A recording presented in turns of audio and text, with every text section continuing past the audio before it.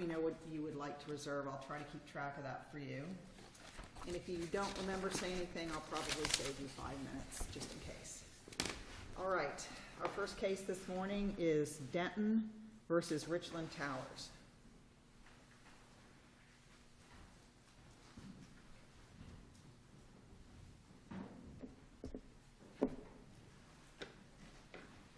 Good morning, Your Honors. I'm Robert Hall, Ford and Harrison for the appellants, Denton West and Kaltar Ventures, who are the defendants below. I'd like to reserve approximately 5 minutes on my argument. This appeal relates to the propriety of a trial court order sealing, for no compelling reason, the transcripts and voluminous evidence offered in open court in a temporary injunction hearing in a suit to enforce a non-competition agreement. The order further restricts disclosure of sealed information beyond the parties in counsel to only the trial judge and chief judge. The Is this order part of a larger protective order? Excuse me? Is this part of a larger confidentiality or protective order? No. Okay. Is there any reason why somebody objecting to this could not go to the trial court and say, document X has been filed under seal and it does not meet any indicia of confidentiality or trade secret and therefore should not be under seal? Well, we've previously had a hearing on sealing all these items and the judge sealed them. So that's not my question. We appealed that order. Going forward in the future, my understanding is everything will be filed under seal. These things are already filed. Okay. They were evidence at the hearing. What happened in that regard So they were used in a public trial? Yes, there was a public trial. Okay. And so what happened in sort of the procedural order is that the parties had first stipulated to a protective order to designate information exchanged in discovery as confidential, and that's not an issue here. The discovery exchanges by law are considered to be private in nature, and confidentiality can be ordered for cause shown under the discovery rules. Discovery stands on a completely different footing than evidence offered in open court in a trial. And the stipulated protective order envisioned that as it was required to, because it specifically referenced that if documents were going to be given to court, into the court, it would have to go through the procedures under Florida Rule of Judicial Administration 2.420, because that's required if you're going to seal things that are offered in court. So what happened is, under the time pressures of moving quickly into a temporary injunction hearing, and with Richland, the appellees, who were the plaintiffs below, claiming that voluminous, unspecified, completely unspecified evidence was confidential, on the morning of the temporary injunction hearing, before the hearing, the court granted what Richland calls the sealing order. This was, in fact, an order for evidence to be sealed at the unilateral designation of Richland. And Richland then unilaterally designated the entire transcripts of testimony as confidential and sealed hundreds of exhibits. So give me your best argument that this is an appealable order. Okay. Well, Richland asked for sealing. Richland got what it asked for. Eventually, the 742 items, including the whole transcripts, were sealed, and plus approximately 127 exhibits were all sealed. The order not only provides for the sealing of the evidence, but it directs that the matters not be disclosed except to the judge and trial judge. So first of all, under the Ristischer case, which we've cited, which says an order is in the nature of injunction when it directs on the part of the party action, then it's in the form of that's in nature of a mandatory injunction. That's been applied to gag orders. This court has applied it to a no contact order. Richland has cited some conflicting cases from other districts on no contact orders, but those were based on the rationale that the order was completely unrelated to the relief sought. Here the sealing is not unrelated to the relief sought, because if you go back to the beginning, what happened was Richland Towers, Inc. Commenced by verified complaint, a complaint seeking to enforce restrictive covenants, both non-competition and confidentiality. And what it did was it publicly accused the defendants of a long list of improper practices. And this included breaching contracts by soliciting customers, unlawfully possessing Richland's confidential proprietary information, engaging in conspiracies, breaching fiduciary duties. And Richland made these accusations not only a matter of public record, but it publicized its claim throughout the tower broadcast industry that it's in to deter people from doing business with the defendants.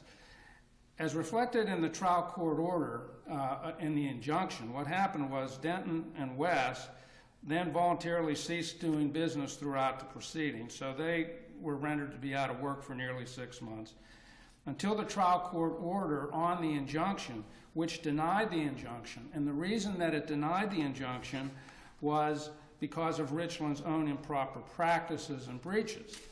So what happened here is, after first using the complaint to publicly attack the defendants, to attempt to force them out of business, and to paint them in an accusatory manner, Richland lost. It lost because of its own improper practices. And then, incredibly, it came into court and sealed the entire record of that proceeding from public disclosure. Your clients have access to those documents, do they not? They have access to the documents, but they're affected by the order, both by the non-disclosure part of the order. They're also affected by the order by the situation that I just described that's basically happened, where basically Richland has accused them of these improper practices. We have a hearing. It's found that Richland engaged in improper practices, is not entitled to an injunction, and then they seal virtually the entire record of that proceeding. Don't you really invoke this court's jurisdiction by virtue of a writ of certiorari in a case like this? Well, while there is sufficient, direction on the part of the order in question, we think to be in the nature of the injunction, yes, this can be treated as a petition for certiorari. So then, how were you irreparably harmed? The way that the irreparable harm comes in these cases is, first of all, what's in issue here is really violation of a constitutional right. We take the position, of course, that there has been, in the case, a clear departure from the essential requirements of law because they didn't apply the correct standard for sealing, and the sealing is manifestly overbroad the way that it's happened. But going beyond that, as to your question on the material injury, one of the cases that we cited was the Life Care International case. And what happened there was the recercite jurisdiction was held proper, where the trial court's action in question was that some records were sealed and a party in collateral litigation came in and asked for them to be unsealed. And the judge delayed 2 months in handling that request. And that was found to be, in this area of law, a sufficient material injury. If you go to the Florida Rule of Judicial Administration, it requires that matters of this type be heard within 30 days, be ruled upon within 30 days. And when you go to Appellate Rule 9.100, it says these appeals, must be handed in essence on an expedited matter. It says, the court would review it immediately. So where there is a delay here, it is a material injury. And the delay here is far beyond the 2 months that were involved in life care. The delay here is that the records are going to be sealed throughout this entire case. There is no end to this case in sight. They've already been sealed for a lengthy period of time, and to unseal them after the case is over is not an adequate remedy. So it's possible to do it, but isn't the standard really high to do it, to seal seal evidence and records that have been offered in a trial? Yes, and that's really the main point of our appeal, is that in this area, what the standard is really determined by what's in issue. And I've already gone over, that there was a discovery order. Well, that's the lowest standard for confidentiality restrictions because it's under the discovery rule and it's purely for cause. The next type of document that you have after that are just regular court filings. And things can be attached to a motion on any possible subject. In that area, what you have is a common law application of a presumption of access, public access, but it can be sealed it can be sealed if there's sufficient countervailing interest to override the presumption, and that comes from the Barron case. Well, as it relates to your case, the information can be disclosed to parties or their attorneys of record. So am I hearing you correctly that what the beef is really about is the inability to be more forceful in the court of public opinion? Is that what's going on? Yes. I mean, our position is we're a party to the case. Under the rule, we objected to the sealing, and that's what caused the hearing. And our position is all this information should not be sealed. It was offered in open court in a public trial. There's a high constitutional standard to seal it. And this was all sealed in a very broad brush manner where they list a number of reasons. None of them are applied to any item of evidence. There's 742 items of evidence. And why are they sealed? Well, here's a list of reasons that may or may not apply to them. You have access to the documents, so are you saying that you're arguing somebody else's access to these documents?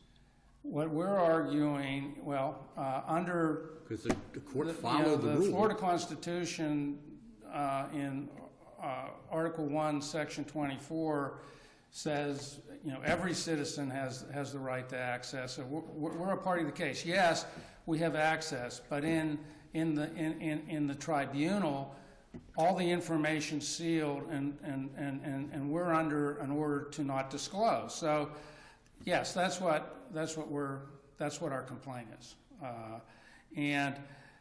When you get to evidence offered in open court, the Barron case expressly recognized the First Amendment gives public access to civil trials. The Barron case cited to the federal publicer case specifically after that, which is very much on point because it was a temporary injunction case where the transcript was sealed, and the court reversed it because of that there has to be an important interest to seal it, as shown under the First Amendment. So when you come to this sealing of evidence, it is a compelling interest test that applies in the limited context. We have a public trial type hearing, and it applies in the limited context where you're sealing evidence. But that's exactly what's involved here. And when it applies, it is a stronger test to meet because the interests, first of all, have to be compelling. And then second of all, the sealing has to be narrowly tailored to meet that compelling interest. And neither of those two things occurred in this case. By way of an example, many of the 742 items, they're all listed with a cryptic, vague description of what the item is to be sealed. Many of them say, for example, it is an email string that identifies a specific client. Okay? So the whole email string is sealed on that cryptic description. There's no consideration as to whether the client contact was developed by our client. The trial court below expressly found that such contacts as a matter of law couldn't be the confidential information of Richland. There's no consideration of whether the client contact, for example, a TV station, was well known in the industry. There's no consideration of whether the client contact is in fact identified on the FCC website, which provides a wealth of information on this entire tower business. There's no consideration that the email was stored on our client's personal computer. which as a matter of law reflects it cannot be the confidential information of Richland due to the lack of a reasonable effort to secure under the cases cited. There's no consideration as to the time of the email. And if it was confidential, there's no consideration of simply redacting the name of the one person and having the email in the public record. And there's no harm shown by the release. So our position is that this is a broad brush sweeping of a voluminous amount of material. For example, in the transcript, 2,200 pages are sealed, and there's 615 pages where they claim there's some reference to confidential information. You made a big deal in your brief about the inconsistent positions that your opponent took in a California proceeding and in the Florida proceeding. Yes. About whether it was or was not actively in the tower business. How does that relate to this issue? The way that it relates is that when Richland Tower, Inc. filed the verified complaint, it represented under oath that it was actually engaged in the broadcast industry, and that was not true, and it was proven to be untrue in the injunction proceeding, and it was found by the trial court to be undisputably false. Okay. So one of the things used to prove that, for example, were tax returns. Tax returns that were essentially blank tax returns because since October 2008, Richland Tower, Inc. was not actively engaged in business. Those tax returns and 113 references to the tax returns in testimony were sealed in the proceeding below under the auspices of Richland's proprietary interest. So it's to let you know you're... Okay. So it's supposedly the proprietary interests of an inactive corporation in these tax returns that show it's inactive are sealed. And that was found to have not been properly represented to the court by Richland, and it was a part of the defense of the injunctive case because the employer under the contract was not in business any longer. So, in summary, our position is that what we're asking this court to do is to reverse the order of the trial court with directions to the trial court to determine whether there are compelling interests for sealing, which is not a standard that has been being applied by the trial court.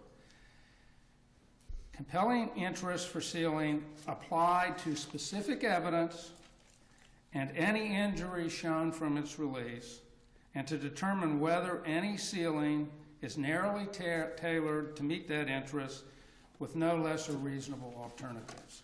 Thank you.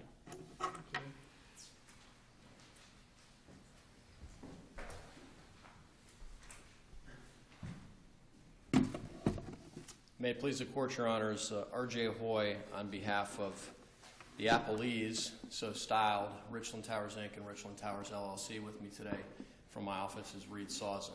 So do we have jurisdiction? You don't. Tell us about that. Your Honors, there's a long history of litigation over access to court files in Florida, both prior to Barron, after Barron. In 1977, the Florida Supreme Court recognized that when a non-party seeks access, it has no remedy, either interlocutory or after the final appeal, because it'll have no right to a direct appeal at the conclusion of the case. Justice England, in his dissent in that case, said, look, I understand, but we need to do something about it. So the Florida Supreme Court adopted a rule that dealt with it, but the rule was not a change to Rule 9.130, governing interlocutory appeals of specified non-final orders. It was an amendment to Rule 9.100, governing original proceedings. This Court, in repeated decisions, has recognized that the certiorari standard of review applies in cases involving denial of access to the public and press, which is what we've got here, is a denial of access only, potentially, to the public and press. But the public and press isn't here. Why is it not a mandatory injunction to the extent it requires the filing of any document on I guess it's Schedule B, under seal? Because, Your Honor, what it does is, pursuant to Rule 2.420, it determines that those documents are confidential. So once that determination is made, simply recounting that if they're filed again, they will continue to be under seal, absent some order of the court or absent intervention of a non-party media or public member that seeks to undo that order, which they have standing to do. That is simply enforcement of this order. It doesn't order either party to do anything. It simply orders, in case management fashion, a party to comply with existing orders. So you don't have to file it, but if you do file it, you have to file it under seal because we've made the determination of the judicial rules. That's exactly That's what you're right. saying? That's right. You do not. Nobody has to do anything if it's already, all these documents, as Mr. Hall said, are part of the court file. We're not talking about documents that the court hasn't seen or that aren't part of the court file. We're talking about documents that are already there. Is there a mechanism by which the other side could say, look, this stuff clearly is not confidential. We want you to take another look at it and declassify it? There has been, well, you're talking about now or up till now? I think the court has already made its determination as to the confidentiality of these documents, weighing the interests of the two parties that have appeared before it. But members of the public and press under Rule 2.420 have an express separate right to come in and ask the court to unseal those documents. The trouble is, though, it appears that the court did this in a sweeping, said everything, as opposed to going document by document and really determining what was confidential and what wasn't. It's difficult in a trial of this nature to concede that every single document was confidential. And, Your Honor, it wasn't. That is a difference of opinion that appellant or petitioner and we So have. some things were not protected? Absolutely. Let me Okay. take you through the procedural history briefly, if I Okay, may, please. to explain how we got to the ultimate conclusion, which was this renewed order on confidentiality that's the subject of this appeal. On July 18 of 2012, which was incidentally 3 days after the parties had exchanged their initial document discovery for a hearing we had scheduled a month later, we filed a motion under 2.420 for the court to be able to determine confidentiality on a case-by-case basis and to file documents under seal for the court's consideration of trade secrets, confidential information, and the documents that essentially supported our claims. So we filed that. The court did not rule on it the morning of the injunction hearing. The court ruled on it on August 6, 10 days before, and the transcript of that is in the appendices, and it says, I'm going to file, this was my standard procedure. This is Judge Bauman, who's the complex business litigation judge in Hillsborough County at that time, said, I'm going to follow my standard procedure. Either party can designate any document as confidential so that I can consider it, and then if either party says, hey, we think this shouldn't have been confidential or wants to withdraw designations, we can do that. So many of the exhibits that were entered into evidence were confidential documents of my client and were therefore designated and filed under seal. The deposition transcripts, of course, which we hadn't even taken the depositions when we filed the initial motion, which led to what we call in the briefs and Mr. Hall referred to as the sealing order. So no depositions have been taken. We were getting transcripts in the days before the hearing, and while we had gone through to determine which portions we thought we would read into evidence, as we're permitted to do under the rules of civil procedure, we had not gone through and designated line by line at that time what was going to be confidential or not. We just didn't have time. So, and the court recognized that and said it's typical in these cases, designate it and we'll deal with it later if there's an issue or if a third party comes in and wants access. In the meantime, of course, the appellants had everything. They had all these documents and could use them and in fact introduced many of them. Most of the exhibits, however, that were designated as confidential weren't even introduced at the hearing. They were as exhibits to the depositions. And because of the time constraints that we had under the trial, or in front of the trial court, we weren't able to read portions and get rulings on objections. The court said, submit the depositions, the entire depositions, whether their portions are relevant to this proceeding or not, and then designate which parts you guys want me to read. We did this all on a very expedited briefing schedule, held final oral closing arguments after written briefs, and in connection with that, within about, I want to say 3 days of actually getting the transcripts were filed. They're voluminous. It's a 2-day evidentiary hearing. So again, they were designated pursuant to the court's previous order as confidential. No one ever objected at that time. This was in August and September of 2012. And there they sat. These documents, far more designated as confidential and filed under seal than the subject of this current order. The trial court ultimately entered an order ruling on the injunction on October 1st. The order, Mr. Hull and I read it very differently. The order found ample evidence to support all of the factors for a full non-compete restrictive covenant injunction in favor of my clients. The one basis upon which the trial court denied, and it's very clear in the order, which is part of the appendix in this case, is that there was an allegation that the defendants were underpaid certain bonuses. Trial court said we failed to overcome that defense by the clear and convincing evidence standard that it applied to the temporary injunction proceeding, but went so far as to say, I find ample evidence of all the other factors, irreparable harm being suffered, supported by legitimate business interests, et cetera. But on the other hand, the court also found that the defendants had misappropriated our confidential information, including trade secrets. And the court said, prepare an injunction for my review. That we did so. The court amended it and then entered a temporary injunction prohibiting the continued use and disclosure of confidential information. The only thing that would happen as a practical matter from if the trial court's order determining that these documents were confidential was overturned is that the actual temporary injunction, the document that did prohibit conduct on the part of these appellants, would be undermined to the extent that the documents they've been prohibited, some of the documents they've been prohibited from using, were entered into evidence to prove our claims, to prove that they had misappropriated confidential information and trade secrets. The standard to seal these documents, as we've discussed, after a trial is really high. It's really hard for me to see how these documents would meet that standard. These arguments were made to the trial court below, and the standard for, first of all, these documents weren't offered to the court except under seal. Every single one of the documents that is designated as confidential in the ultimate confidentiality order that's the subject of this appeal was only filed with the trial court under seal. No exceptions to that that either the appellants have claimed or that actually existed in the trial court. So nothing was filed in open court, as are the cases in the federal cases that apply the federal standard for sealing. But the federal cases are not the standard in Florida.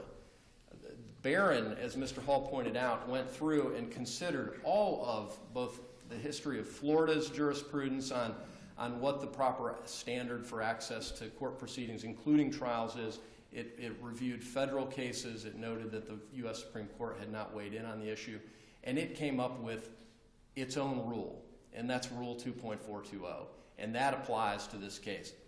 I will tell you right out, that's what Judge Bauman applied. He applied Rule 2.420. If a different standard applies than what the Supreme Court has told us all applies for the sealing of documents, then he didn't apply that different standard. He applied Rule 2.420. He's very familiar with it, given his familiarity with these kind of cases. But when we went back, and this is a long answer to your question, once this issue was not raised before the trial court, it was raised in the other appeal. We initially thought we would file some of the documents under seal in the other appeal, and for the first time, some 5 or 6 months after these documents had been sitting in the court file under seal, the appellants, we suspect, trying to gain a more practical advantage, said, oh, no, these were admitted in open court, and therefore the sealing has been waived, despite the fact that they're sitting in the trial court under seal. That ultimately got mooted because neither party filed confidential information in the first appeal, which is still pending, incidentally. But we went back, given those issues, to the trial court, and refined it to only specific lines of testimony and only those documents that my client and I, in good faith, after we both independently reviewed them, determined we thought were confidential. We presented all of those for the second time to Judge Bauman at the hearing on the renewed motion. He did, in fact, review them again. He noted at the hearing, my calendar cleared tomorrow. I'm going to spend the time to review these. He did so. I take him at his word. And he entered the order that specifically found these documents to be confidential. There's no injunction that's been entered here. Rule 2.420 requires court orders sealing documents to say who can view them in the court file. That's what this order did. This order, if your honors decide to grant the cert petition or reverse it, I take full blame, but I can't take full credit for it. We poached a lot of the language from this order from the form orders that have been adopted in various circuits around the state of Florida. So that language is not only not an injunction, it's required by Rule 2.420.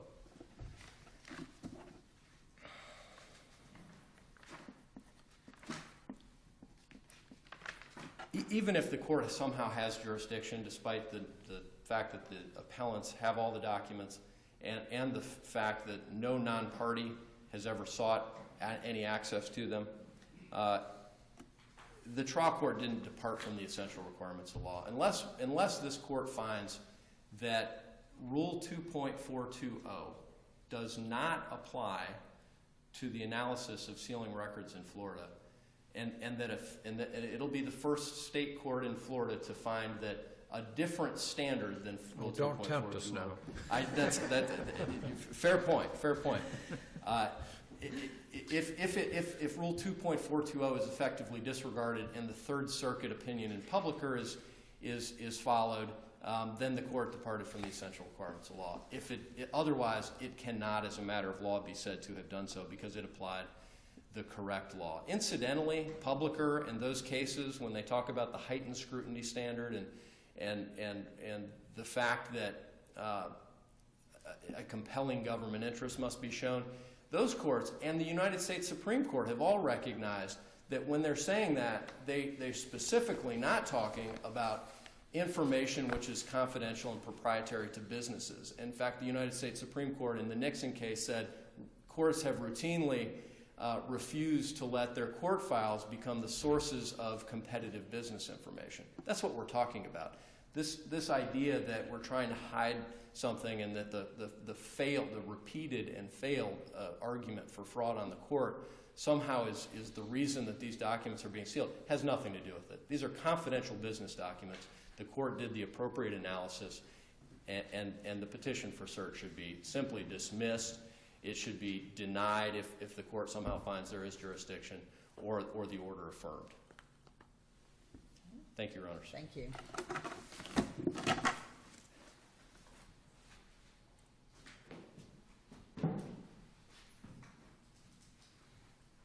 Thank you. So the records were offered under seal as opposed to having been sealed after they were offered. Does that matter? No, that was not an agreed order. We didn't agree with the fact that they could unilaterally designate anything and everything they wanted as confidential. But as he correctly stated, there were time pressures. We were trying to move to a temporary injunction proceeding, and that's a procedure the judge was going to allow, and that's what happened. And so at the hearing and after the hearing, they basically designated everything as confidential. What happened after that is that initially we had to comply with the order, when attached to our brief or something, file something under seal to comply with the order. But what happened is it very quickly moved to this court because the judge promptly ruled on the injunction and denied it, and they quickly took an appeal. And so when it came up to this court in the separate appeal of the denial of the injunction, they filed a motion to have the records sealed in that case. And they said that essentially they went under Rule 2.420 and were trying to claim that the judge had determined all these things to be confidential. And so in that case, this court will accept the determination in the appellate record. But we vigorously opposed that And when the court looked at it, it found that the judge had not determined anything to be confidential, that they had unilaterally designated the whole record to be confidential. And so this court denied that motion in the case. They went on in their appeal and raised just a legal issue, and then they went back to the trial court, because when the judge at the time of the hearing allowed them to designate all this, the order envisioned that there would be a further ruling on whether it was confidential. They then went back with this renewed motion where they designated a huge amount of the evidence as confidential for a list of reasons, gave an order to the judge, and the judge ended up signing it. So we have a list of these supposed reasons. Now, when we get to these reasons, the important thing is the one reason that was never applied is the one that's applicable, which is that it has to be a compelling interest. They try to say that's not the test in Florida. Yes, it is the test in Florida. Florida is governed by the U.S. Constitution, and Florida also has its own First Amendment. And there are cases from the United States Supreme Court. When you get to Barron, that's what the court first cited from. It cited from a United States Supreme Court case. It says, Justice Stewart expressed that the First and 14th Amendments clearly give the present public a right of access to trials themselves, civil as well as criminal. Sir, and then immediately it says, see also publica, Sir, which I'm is... sorry to interrupt, but you'll need to wrap up, please. Okay. Thank you. Thank you. So what our position is on review is an order that didn't apply the correct standard. It sealed a large volume of evidence in a very broad brush manner. It directed our clients to comply with that by filing things under seal and not disclosing other than to the judge and chief judge. It is a reviewable order, both as being in the nature of an injunction and under the specific certiorari procedures for this, as outlined in the brief. And that was already presented to the previous motion panel, which denied their motion. So thank you.